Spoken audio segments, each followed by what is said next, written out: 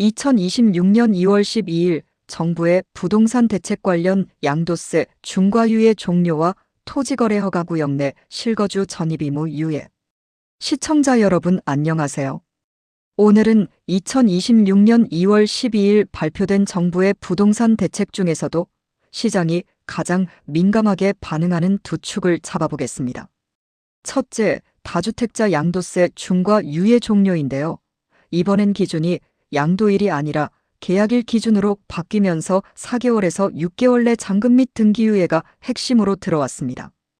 둘째, 토지거래 허가구역에서 특히 이슈인 실거주 의무와 전입신고 의무가 임대차 종료까지 유예 연장되는 내용입니다.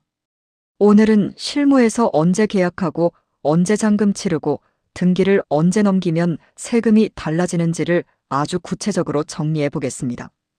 오늘 이와 관련하여 아주 명확하게 설명해 주실 세무법인유련의 이운영 대표 세무사님 모셨습니다. 네, 반갑습니다.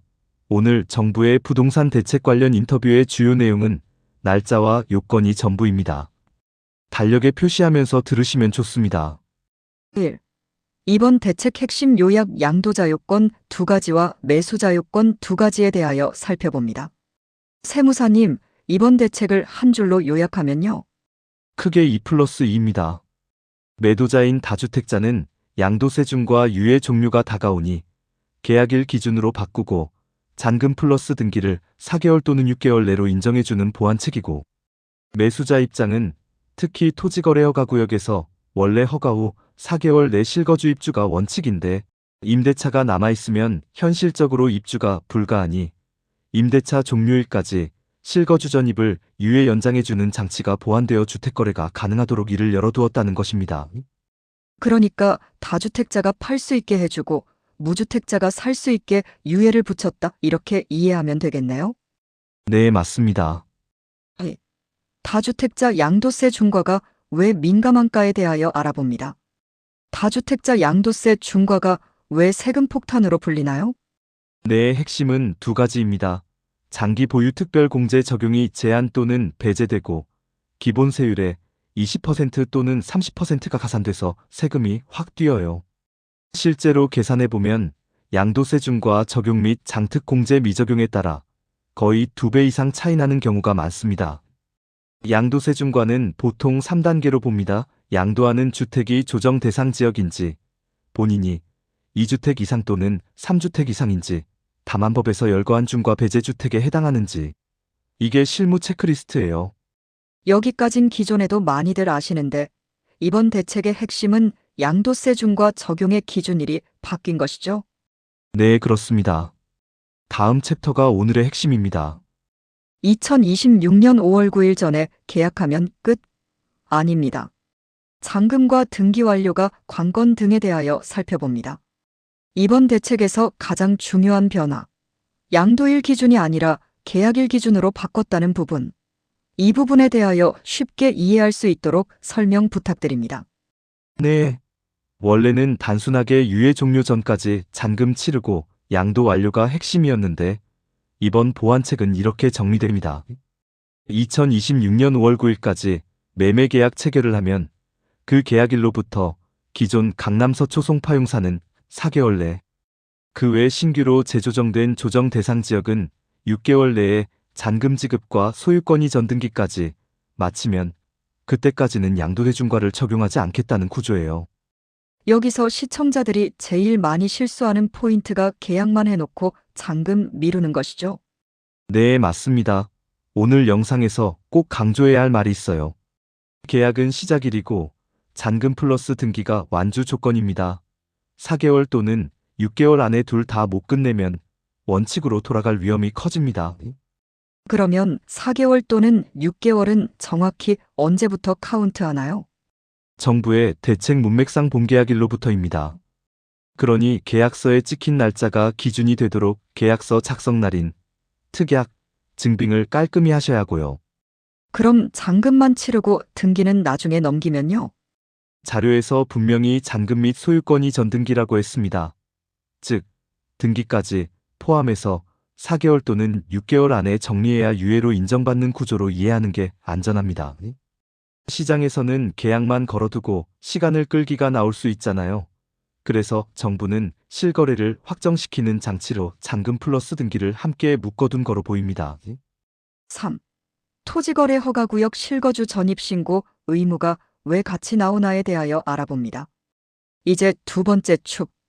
토지거래 허가구역 얘기입니다. 원래 룰이 뭐였죠?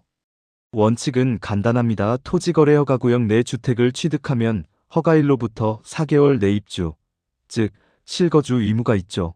그런데 문제는 임대차가 남아있으면 4개월 내 입주가 현실적으로 불가능하다는 겁니다. 그래서 이번 대책에서 핵심 보완이 들어옵니다. 임대차 계약 종료일까지 실거주 의무를 유예 연장하겠다는 내용입니다. 그럼 매수자는 기존 전세 기간이 끝날 때까지 기다렸다가 들어가도 된다는 취지네요. 네, 그렇습니다. 실제 시장에서 거래가 멈춘 이유가 입주를 못해서였거든요. 그런데 전입신고 의무가 같이 따라 붙습니다. 네. 대출을 받으면 통상 대출 실행일로부터 6개월 내 전입 같은 의무가 걸립니다. 그런데 실거주 의무가 임대차 종료까지 유예되는데 전입은 더 빨리 하라고 하면 논리 충돌이죠. 그래서 임대차 계약 종료일로부터 한 개월까지 전입신고 의무도 유예 연장하는 것으로 보완되었습니다.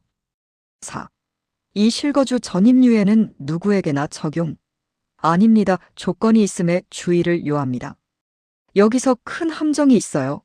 이 유예가 모든 사람에게 적용되는 건 아니죠? 맞습니다. 정부 발표 자료에 핵심 문장이 있습니다. 이 유예 연장 혜택은 무주택자인 매수자가 다주택자가 보유한 조정 대상 지역 주택중과 대상주택을 취득하는 경우에 적용되는 취지로 정리됩니다. 만약에 매도자가 다주택자가 아니라거나 매수자가 무주택자가 아니라 일시적 2주택 포함하여 이런 경우엔 원칙 4개월 내 입주 및 전입으로 돌아갈 수 있다는 점을 꼭 체크해야 합니다. 정리하면 다주택자 매도 물건을 무주택자가 사는 경우에 시장 숨통을 트이게 해주는 장치군요. 네 거래 절벽을 풀기 위한 표적 완화라고 보면 됩니다. 5. 시청자용 실무 체크리스트.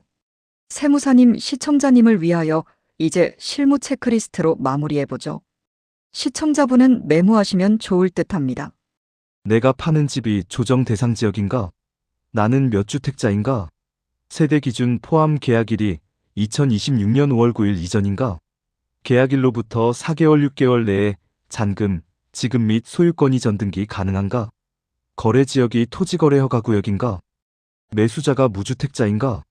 임대차가 남아있다면 실거주 의무임대차 종료일까지 유예되는지, 전입신고대출 종료 후 1개월까지 유예되는지 적용 요건 충족 여부 확인. 오늘 중요 핵심은 이거네요. 양도세 중과 유예는 계약만이 아니라 잔금 플러스 등기까지 달려야 하고 실거주 전입 유예는 토지거래 허가구역에서 특히 중요하며 적용 요건인 무주택자 등을 놓치면 원칙으로 돌아갈 수 있다. 이 말이죠? 네. 요즘은 정책이 완화됐다는 말만 듣고 움직이면 위험합니다.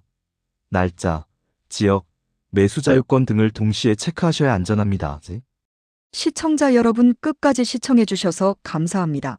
구독과 좋아요는 절세 솔루션의 시작입니다.